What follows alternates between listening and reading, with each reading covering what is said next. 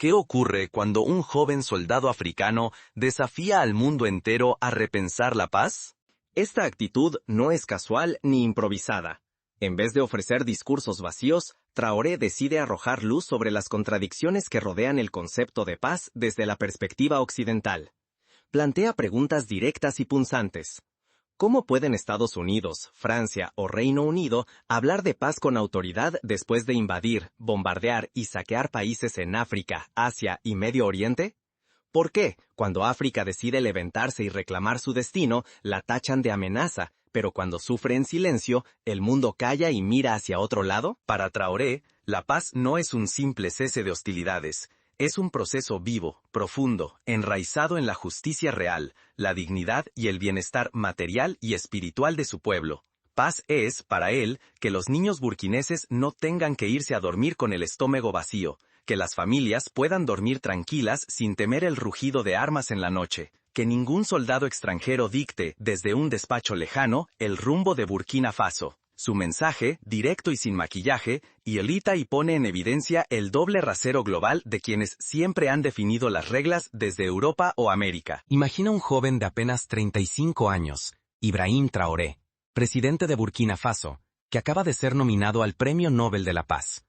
Para muchos líderes mundiales, ese reconocimiento representa la cúspide del honor internacional, el punto más alto al que puede aspirar una figura pública.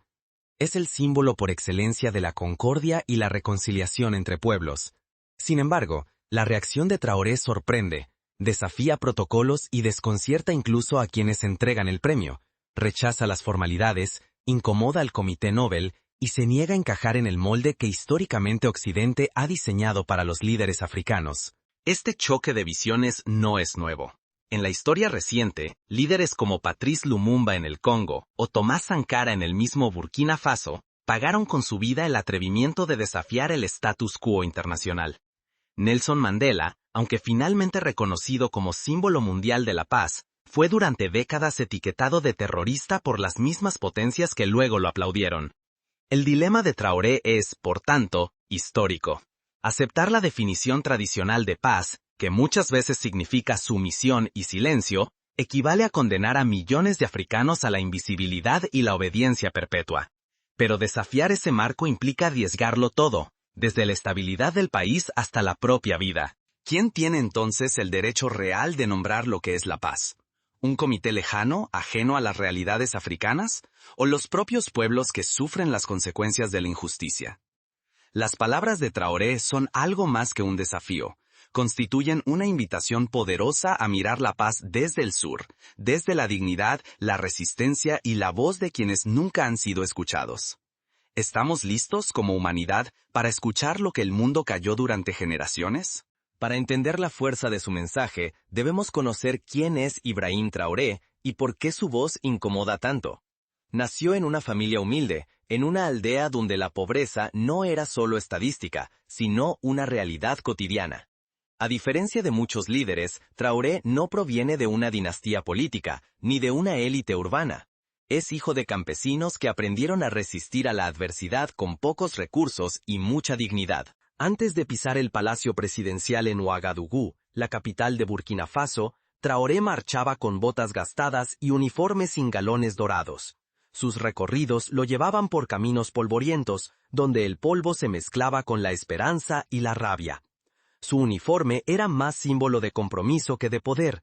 Día tras día, compartía los miedos, las alegrías y los desafíos de sus vecinos, que miraban el futuro con una mezcla de temor y una pequeña chispa de esperanza. Burkina Faso arrastraba heridas profundas y visibles. La corrupción había devorado la confianza en las instituciones. El saqueo constante de sus riquezas, oro, algodón, manganeso, solo engordaba cuentas bancarias en Suiza y París, mientras en las aldeas el hambre se colaba con el primer rayo de sol. La violencia armada, alimentada por grupos terroristas y por la inestabilidad regional, había convertido vastas zonas del país en territorios de nadie, donde la ley era dictada por el más fuerte. Las promesas de ayuda internacional se desvanecían en el aire, igual que los recursos destinados al desarrollo. La historia de Burkina Faso no es única. Décadas atrás, en Ghana, Kwame Nkrumah denunció el neocolonialismo y fue derrocado. En Guinea, Sékou Touré eligió la independencia total y enfrentó el aislamiento. En Sudáfrica, Steve Biko pagó con su vida por exigir que la dignidad africana no se negociara. La lucha de Traoré se inscribe en esa larga tradición de resistencia africana. El golpe militar que llevó a Traoré al poder no fue una búsqueda de gloria individual. Fue el grito de un país cansado de ver su futuro robado. Traoré lo dijo sin adornos: no estoy por encima de ustedes, estoy entre ustedes. Si caigo, otro se levantará. Burkina Faso no es un solo hombre, es su gente. Estas palabras evocan los discursos de líderes revolucionarios de otros tiempos, que entendían el poder como servicio y no como privilegio. En medio de ese abismo, Traoré no fue simplemente un nuevo rostro en la política. Se convirtió en la voz de una generación que se negaba a aceptar migajas y órdenes dictadas desde despachos extranjeros. Su liderazgo nació de la impotencia colectiva, no de la ambición personal. Jóvenes militares, muchos de ellos desarmados y sin apoyo internacional, decidieron que el silencio ya no era opción cuando la nación apenas podía respirar. Inspirados por figuras históricas como Sankara, optaron por la acción directa. La verdadera encrucijada no es solo política, es existencial. Guardar silencio para conservar una paz falsa o arriesgarlo todo por la dignidad. Traoré y los suyos eligieron el riesgo, recordando al mundo que la dignidad no se negocia ni se compra con premios extranjeros. La valentía de desafiar la narrativa global los coloca en la línea de fuego, pero también les otorga una autoridad moral que trasciende fronteras. Pero desafiar el sistema global tiene un precio feroz. Quien se rebela puede perderlo todo: la vida, la estabilidad, incluso el acceso a la ayuda internacional, que puede evaporarse de un día para otro. Hay ejemplos trágicos: la caída de Salvador Allende en Chile, el asesinato de Patrice Lumumba en el Congo, o los años de ostracismo sufridos por Cuba tras la Revolución de 1959. Sin embargo, callar, ese silencio impuesto por los poderosos, solo garantiza la perpetuidad del hambre, la injusticia y la humillación. Pero, ¿qué sucede cuando la dignidad se enfrenta al cinismo global? La lucha de Traoré apenas comenzaba, y las respuestas no serían sencillas. La historia nos ofrece numerosos ejemplos de líderes que, al desafiar la lógica internacional, fueron silenciados, demonizados o incluso eliminados.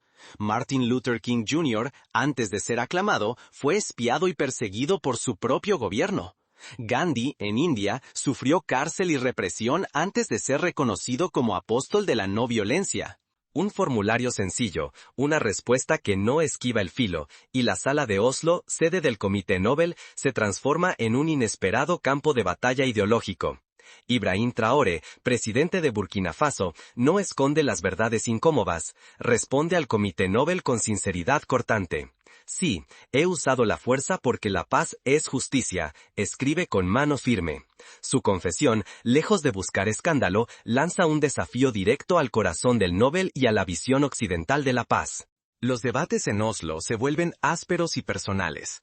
Se expone la doble vara de quienes, desde Europa o América, han premiado discursos vacíos y gestos simbólicos, mientras ignoran sus propias intervenciones militares o alianzas con regímenes represivos. ¿Por qué exigir pureza absoluta a un africano que protege a su pueblo, mientras se aplaude a otros que ocultan la realidad bajo palabras bellas? La élite del Comité Nobel queda descolocada. Algunos miembros perciben en Traoré una honestidad brutal, una voz que no disfraza las contradicciones de la lucha africana por la dignidad. Otros, más cautelosos, ven un riesgo. ¿Cómo premiar a quien reconoce el uso de la fuerza, aunque sea en nombre de valores más profundos? El debate recuerda a la polémica cuando Yasser Arafat, Shimon Peres e Isaac Rabin recibieron el Nobel en 1994, o cuando Barack Obama lo obtuvo apenas comenzado su mandato, mientras Estados Unidos seguía en guerra en Afganistán e Irak. El comité se fragmenta. Un grupo insiste en reconocer el valor de la verdad, la valentía de quien no oculta su pasado ni las heridas abiertas de su país. Otros temen que dar el Nobel a Traoré sería una afrenta a la diplomacia cómoda, un terremoto capaz de sacudir alianzas y provocar la furia de las potencias occidentales. ¿Recuerdan la controversia cuando Liu Xiaobo, activista chino, recibió el Nobel y China reaccionó con sanciones y amenazas diplomáticas? El riesgo es gigantesco. El Nobel arriesga su prestigio y su legado. Si premian la honestidad radical de Traoré, rompen con décadas de equilibrio político y concesiones. Pero si retroceden, ¿no perpetúan la idea de que solo el silencio o la sumisión africana son aceptables para Occidente? África, en cambio, se juega su oportunidad histórica de cambiar la narrativa mundial y reclamar el derecho a definir la paz bajo sus propios términos. Nada será igual, gane o no el joven soldado. El simple hecho de responder con verdad ya ha sacudido los cimientos de uno de los símbolos más venerados de la diplomacia internacional. Una sola declaración de honestidad puede tener más impacto que décadas de discursos huecos. A medida que las discusiones suben de tono, la noticia se filtra. La prensa internacional se lanza sobre el escándalo. Titulares y editoriales encienden las redes sociales. Naciones enteras toman posición. Se reabren heridas coloniales. Y el planeta observa expectante si la transparencia y la dignidad africana podrán imponerse a la comodidad de los viejos poderes. Mientras el júbilo recorre África, una inquietud silenciosa se apodera de las capitales occidentales. ¿Qué implica este inesperado giro para el equilibrio global? El mundo observa, expectante, mientras se reescriben las reglas no escritas del reconocimiento internacional. Mientras el mundo contiene la respiración, una pregunta queda flotando. ¿Puede una verdad incómoda cambiar la historia? ¿O será silenciada por los guardianes del status quo? La historia ofrece ejemplos de ambas posibilidades. Cuando Malala Yousafzai ganó el Nobel tras sobrevivir a un atentado, su valentía inspiró a millones, pero también desató críticas sobre la selección y el significado del premio. La nominación de Ibrahim Traoré al Nobel de la Paz enciende pasiones y temores a partes iguales. En Ouagadougou, Lagos y Dakar, multitudes salen a las calles. Bailan, cantan, ondean banderas, convencidas de que, por primera vez en la historia, su lucha por justicia y dignidad es reconocida a escala mundial. Es un eco de las celebraciones que acompañaron la liberación de Nelson Mandela, o la victoria de Patrice Lumumba antes de su caída. En París reina el desconcierto. Los medios y expertos repiten una pregunta incómoda. ¿Cómo se puede nominar a un líder que desafía abiertamente el orden internacional? En Washington y Londres, la reacción es de alarma. Detrás de despachos cerrados, diplomáticos temen que la influencia occidental en África se derrumbe como un castillo de naipes. Hay precedentes: la retirada de tropas francesas de Malí en 2022 o la creciente presencia rusa y china en el continente. En América Latina y Asia, la prensa analiza el trasfondo de la nominación. En Río de Janeiro y Bombay, voces debaten: ¿es esto una afirmación de la soberanía de los pueblos o una amenaza al sistema impuesto por el norte global? La pregunta se extiende: ¿quién posee la autoridad moral para definir la paz? En India, por ejemplo, el recuerdo de la lucha por la independencia sigue vivo, y muchos ven en Traoré un espejo de su propia historia. El planeta se polariza, pero Traoré mantiene la calma en Burkina Faso. Ante cámaras, declara: si el premio llega o no, mi pueblo seguirá comiendo. Ese es el único premio que importa. Sus palabras, sencillas y firmes, desmontan la idea de que la legitimidad depende de la aprobación extranjera. Para él, la dignidad se cultiva día tras día, en la tierra y el esfuerzo compartido. Esta visión recuerda la filosofía Ubuntu: soy porque somos. El Nobel, de pronto, se transforma en mucho más que una medalla dorada. Se convierte en un escenario simbólico donde chocan dos visiones.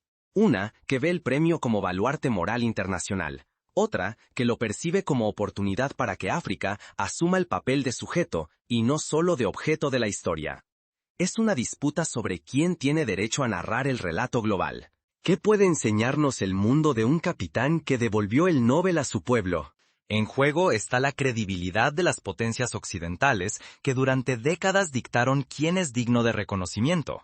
Para millones, la nominación abre la puerta a un futuro donde la voz africana ya no puede ser ignorada, y la justicia se redefine lejos de rituales vacíos, acercándose a la vida real de los pueblos que luchan por existir. Es la diferencia entre la paz impuesta y la paz construida desde abajo. Pero mientras el debate alcanza su punto más álgido, una noticia inesperada aparece en los titulares. El jurado del Nobel anuncia su veredicto. El mundo contiene el aliento, recordando momentos históricos como el anuncio del Nobel para Lech Walesa en Polonia, o para Rigoberta Menchú en Guatemala. La travesía de Ibrahim Traoré expone una verdad que incomoda a los poderosos. El premio no es un destino, solo una señal pasajera en el sendero de la justicia. Una medalla dorada no es sinónimo de paz alcanzada, sino un recordatorio de que la lucha por la dignidad y la justicia nunca termina, y debe reanudarse cada día, en cada esquina donde el pueblo levanta la voz. Así sucedió con Malala Yousafzai en Pakistán, con Aung San Suu Kyi en Birmania y con Ellen Johnson Sirleaf en Liberia. La dignidad verdadera no se compra ni se concede en ceremonias doradas. Se conquista con valor, desafiando presiones externas y rechazando relatos dictados por quienes jamás han sentido hambre en su piel ni miedo en su tierra. Traoré demostró que el valor de un pueblo no lo dictamina un jurado lejano, sino el coraje de resistir y actuar, incluso cuando nadie aplaude. Es la lección que dejó Martin Luther King Jr. La justicia no es un regalo, es una conquista. Al devolver el premio, Traoré no rechazó la paz, la devolvió a quien verdaderamente pertenece, su pueblo. La autodefinición de una comunidad es más fuerte que cualquier medalla o discurso pulido. Solo quienes sufren la injusticia y sueñan despiertos con dignidad pueden decidir cómo se construye la paz bajo su propio techo. Esta es la esencia de la autodeterminación de los pueblos, reconocida por la Carta de las Naciones Unidas. Desafiar el status quo no es un gesto vacío, es un acto capaz de sacudir los cimientos de instituciones centenarias.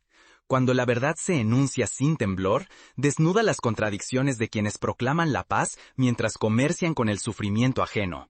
La lección de Traoré es clara, la honestidad puede ser incómoda, pero es la chispa que incomoda a los poderosos y abre caminos a los oprimidos. Así cambió la historia en Sudáfrica, India y Estados Unidos. Así llegamos al umbral definitivo. ¿A quién pertenece en verdad la paz? ¿Y quién tiene el poder de construirla? Hoy la historia no pregunta quién ganó el Nobel, sino quién se atrevió a desafiar lo que significa en realidad ganar. Porque la victoria verdadera no es individual ni efímera, sino colectiva y duradera. El ejemplo de Traoré nos invita a mirar más allá de las medallas y preguntarnos qué sacrificios exige la dignidad genuina. ¿Estamos preparados para elegir nuestro propio destino, aunque signifique incomodar al mundo? El desafío es colectivo. Cambiar la narrativa implica asumir riesgos, perder privilegios y construir nuevos caminos. Aquí reside tanto el peligro como la esperanza. Si aceptamos símbolos vacíos sin escarbar en su origen, corremos el riesgo de perder la mirada crítica y la autonomía que nos permite soñar un futuro propio. Pero si miramos más allá de los premios y nos atrevemos a desafiar las narrativas impuestas, podemos conquistar una conciencia nueva y una esperanza auténtica. Es el mismo dilema que enfrentaron los movimientos de liberación en Vietnam, Argelia y Sudáfrica. Ibrahim Traoré, apenas un joven soldado convertido de improviso en presidente de Burkina Faso, nos fuerza a mirar la paz de frente, sin discursos cómodos ni filtros lejanos. Porque la paz, cuando es definida desde despachos en Europa, suena a premio, a trámite, a una medalla que se entrega desde arriba hacia abajo. Es el eco de una tradición donde el reconocimiento viene de fuera, y no de la experiencia vivida. Pero Traoré, con su uniforme sin galones dorados y las botas cubiertas de polvo, recuerda que la paz no se postula en formularios ni se concede por decreto. La verdadera paz se conquista cada día, cuando un pueblo decide no resignarse al silencio ni a la injusticia, cuando la dignidad pesa más que el reconocimiento ajeno. Así se forjó la independencia en India, la libertad en Ghana y la resistencia en Palestina. La candidatura y el posible Nobel de la Paz para Traoré no son solo un giro en la narrativa africana, constituyen un reto lanzado al mundo entero. ¿Quién decide lo que es justo? ¿Quién define la paz? ¿Son los comités internacionales quienes, año tras año, reparten diplomas? ¿O son los pueblos que conocen la violencia y luchan por dormir sin miedo y ver crecer a sus hijos sin hambre? Aceptar la versión cómoda es el mayor riesgo. Pensar que la paz es solo ausencia de conflicto, una calma impuesta desde fuera, un símbolo vacío que no toca la vida cotidiana.